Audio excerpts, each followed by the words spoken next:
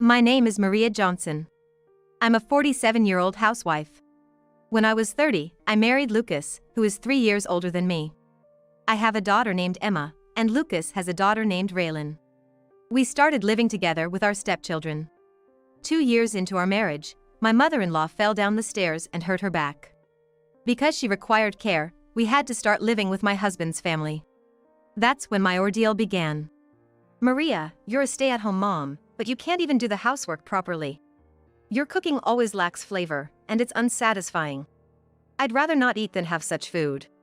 I thought I was cooking considering your health, ma'am. Since the beginning of our marriage, my mother-in-law seemed to have a poor impression of me. The main reason might be because I only graduated high school. I wasn't from a wealthy family and couldn't afford to go to college. I had no desire to attend college, so after graduating from a vocational high school, I joined a company specializing in web design. However, after getting married, at the insistence of Lucas and my mother-in-law, I became a full-time housewife. Lucas, on the other hand, graduated from a prestigious private university and works at a major IT company. We met through work. Initially, Lucas supported me, but gradually he began to take his mother's side. Hey, the meal I made today was thrown away again. I'm trying to be mindful because your mom is a bit overweight, and the doctor warned she might get diabetes. That's just being meddlesome. Let her eat what she likes. Besides, you're pretty inept. Mom's fed up with your incompetence. That's a harsh way to put it. But it's true, right? This is why I dislike women with only a high school education. And so, Lucas started looking down on me for my education. Then Raylan began to mock me too. Having someone like you, a high school grad, in the house makes me feel stupid. Hey, that's a rude way to talk to your mother. Mother? Who would think of someone like you, a lowlife, as a mother? My only parent is my successful father. Raylan was an excellent student, always maintaining top grades at school. She attended the top girls' school in the state. She consistently ranked in the top 10 throughout high school. And she got admitted to the same prestigious university as Lucas. She commuted to university from home. Meanwhile, Emma was in her final year of middle school. She was also working hard at her studies. One day, amidst my hectic daily life, I collapsed from overwork. I had to be hospitalized, though it was for a short period. When I returned home, Emma was the first to rush to me. Mom, are you okay now? Somehow. But the doctor said not to overdo things. Okay. If there's anything I can do, just let me know. Thanks. You're so kind. Emma had always been eager to help with household chores. But Lucas and Raylan did nothing. Even if I asked for help, I would only get complaints, so I had almost given up. But if things continue this way, I might collapse again. So, I decided to call Lucas and Raylan for a discussion. Seriously, you get hospitalized and waste my money like that? That's no way to talk. I reached my physical limit. Collapsing from housework? You're really getting old. It wasn't just the housework, but also caring for your mom.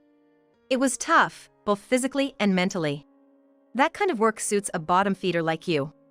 Caregiving is meant for women at the bottom like you. What is that supposed to mean?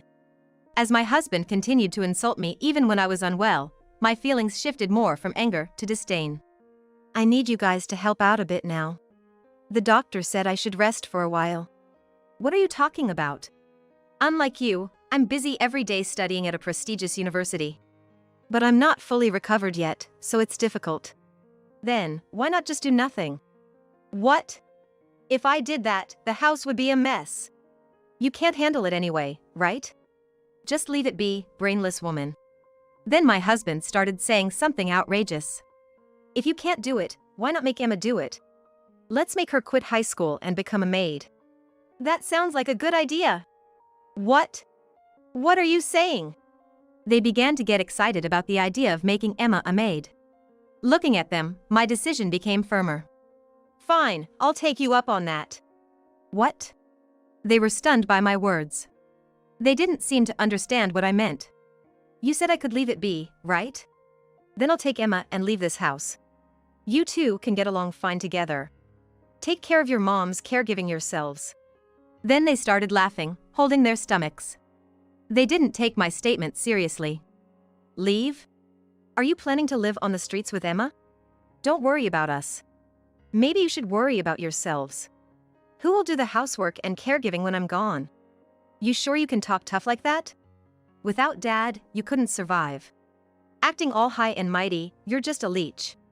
They seemed to think I couldn't live without my husband's salary. But I knew I could survive without him.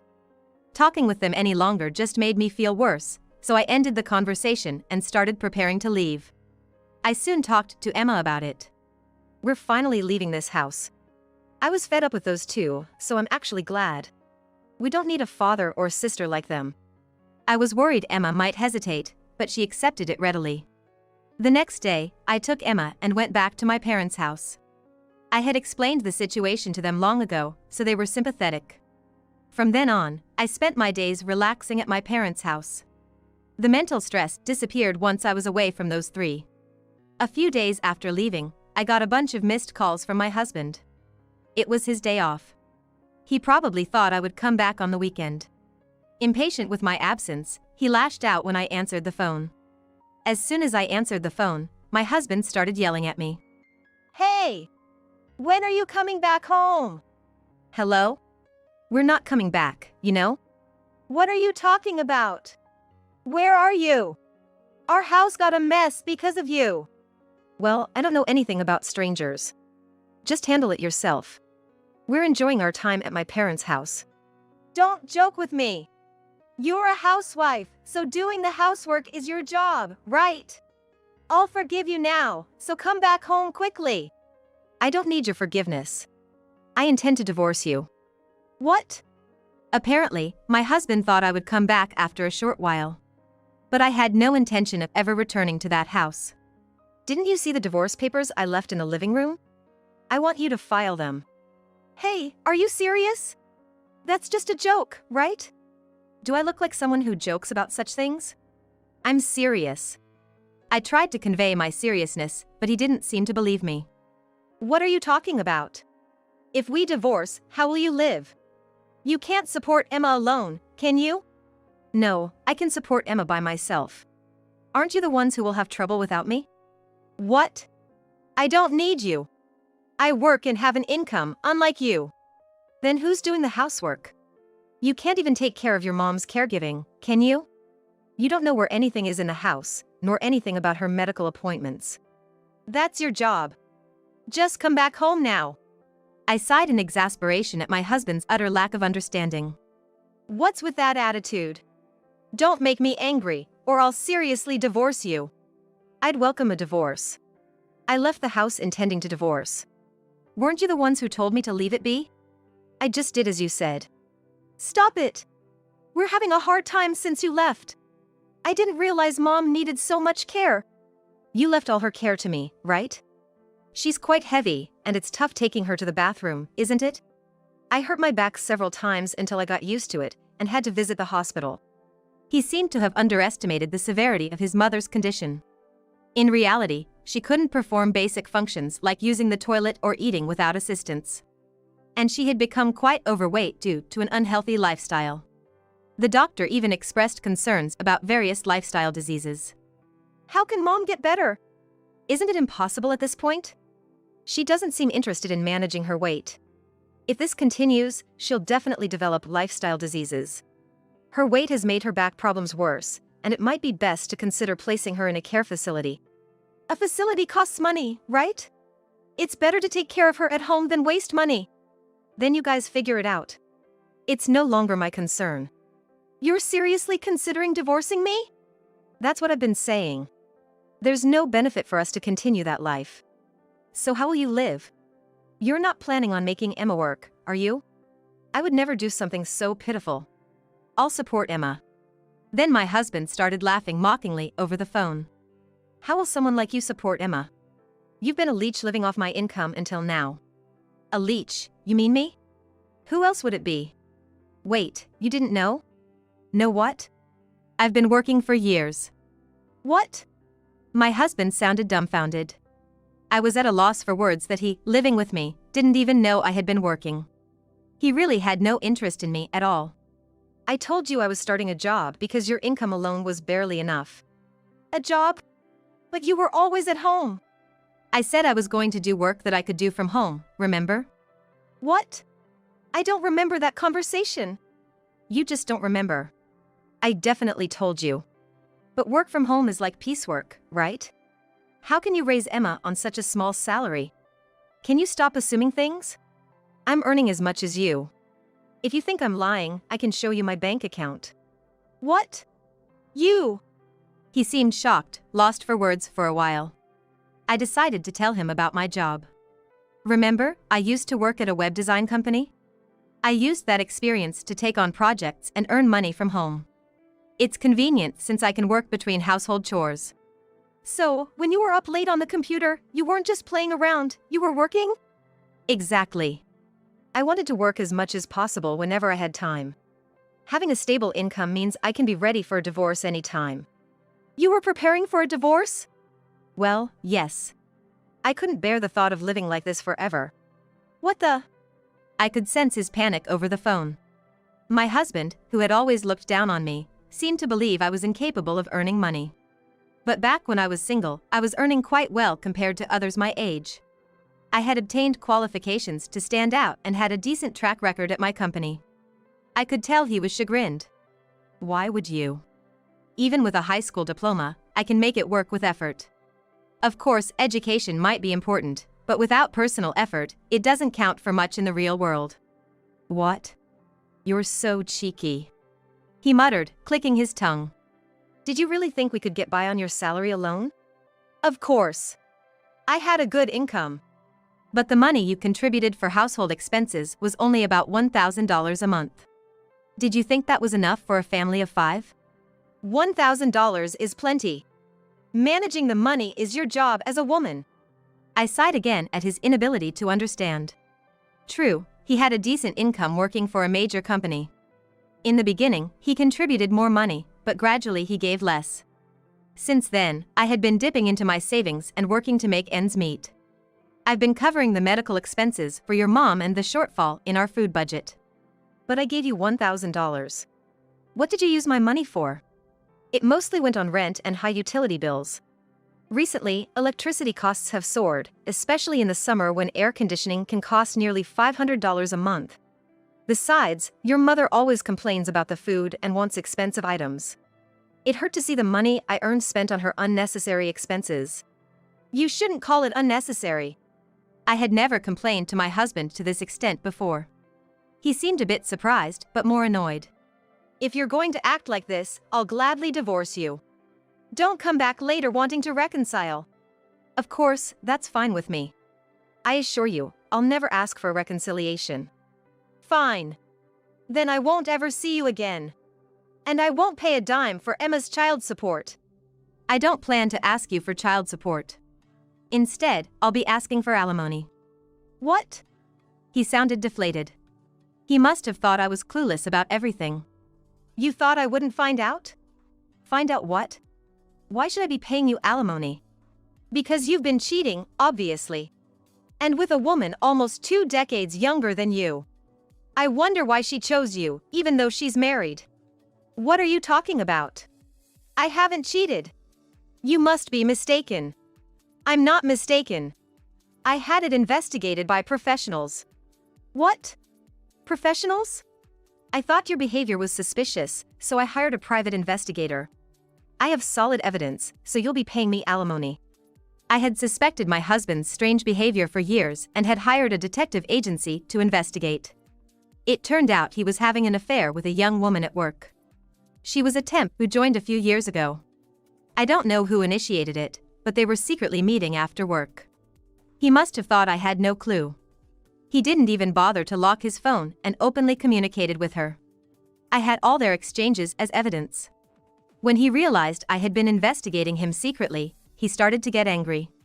So, you've been snooping around behind my back. You're such a nasty woman. I don't want to hear that from someone who's openly cheating with a coworker. Won't it be bad if your workplace finds out? You didn't tell my workplace, did you? No, I haven't said anything, but it's only a matter of time before it gets out. Her husband will probably realize it too. Shut up. I've been living with you and taking care of you all this time. I'm not paying any alimony. Of course, I didn't expect it, but my husband didn't even offer a single apology for his affair. Furthermore, he even tried to blame me for his cheating. I cheated because you weren't attractive enough as a woman. You didn't wear makeup or dress well. You were just an old woman. I had no choice. I was busy with housework, caregiving, and my job. I didn't have time or money to care about fashion. Don't make excuses. Luna was always stylish and well made up. She even went to the gym to keep in shape. You're nothing like her. You really have no remorse, do you? Why should I apologize to you? You're the one at fault here. Whatever, I'll be claiming alimony since you've spent on her instead of supporting me more. I'll also let her know about this. What? You're going to intervene on Luna's side, too? Of course. She knew you were married and still had an affair with you. If you do that, her husband will find out. He has the right to know. It's going to be quite a mess for you. Don't you dare get in touch with Luna. I won't forgive you. She's responsible too. We'll discuss this further through our lawyers. Goodbye. Wait, we're not done talking. He was shouting complaints, but I ignored him. I hung up and blocked his number. Later, we finalized our divorce through lawyers. I successfully collected alimony from my ex-husband. I escaped that hellish life, but months after the divorce, Raylan called me. Over the phone, Raylan was crying. Mom, I need your help. I can't live with Dad anymore. I want to get out of this house as soon as possible. What? I'm not your mom anymore. I coldly brushed her off, and she cried even more. I regretted answering the call but reluctantly agreed to listen to her story. Dad told me to drop out of college and start working. I worked so hard to get into my current university. Isn't that terrible? I have nothing to do with Dad's affair, so why do I have to suffer like this? Raylan apparently had no idea about her father's affair. She was severely disillusioned when she found out he was cheating with a younger woman, and their relationship had soured. Also, there was a secret about her father's mistress. The mistress's husband, he was a dangerous guy, right? Dad got hit with a huge alimony claim and scary debt collectors started showing up. We had to move out of our apartment and now we're living in a shabby one.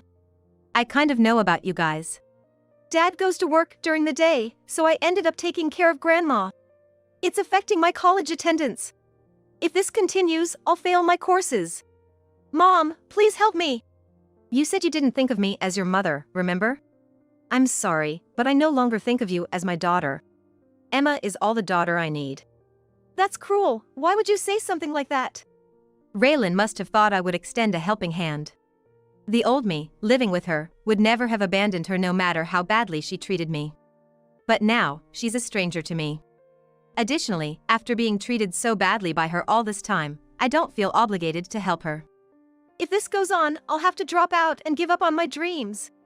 I'll do anything to help, just let me live with you. That's impossible. I can barely afford to support Emma on my income. She wants to go to college too, and I need to save for that. What about me? My life is a mess. If you're going to blame someone, blame your father. I'm sorry, but I can't forgive you. I haven't forgiven you for everything you've done. I'm sorry for the awful things I said. I won't ever say them again. It's not just about me. You've been terrible to Emma too. Terrible? I haven't done anything to Emma. Don't bother lying. I know everything. Emma told me everything. What? Emma talked to you about it? Yes, she cried and told me everything that happened. Emma and Raylan are 4 years apart. Raylan used to harass Emma when I wasn't looking. It was common for her to say hurtful things. She apparently even took things I bought for Emma and tried to push her down the stairs. Raylan threatened her not to tell me, so she couldn't talk to me about it. I found out about the harassment when I decided to leave the house. To me, Emma is more important than my own life. I can't help someone who hurt my daughter like you did. Then, if not living together, at least lend me some money. I really don't want to drop out of college. I'm so desperate for money, I don't even have time for a part-time job. If I had money to lend, I'd use it for Emma. That's so unfair. It might sound harsh, but I think you should experience the same hell as your father. Don't say that. Mom, what's happened to you? I'm not your mother. Stop calling me that, it's unpleasant. Don't contact me for trivial things anymore. I won't answer your calls. Wait, just a minute. Raylan was screaming over the phone, but I ignored her and hung up. It may seem heartless, but I have no regrets. After that call, Raylan tried to contact me several times, but I ignored all of them. She sent numerous messages asking for help, but of course, I didn't respond. Out of curiosity, I did check up on her situation. It seems that she eventually dropped out of college. She was forced out due to unpaid tuition fees. My ex-husband Lucas had asked Raylan to work part-time and take care of her grandmother.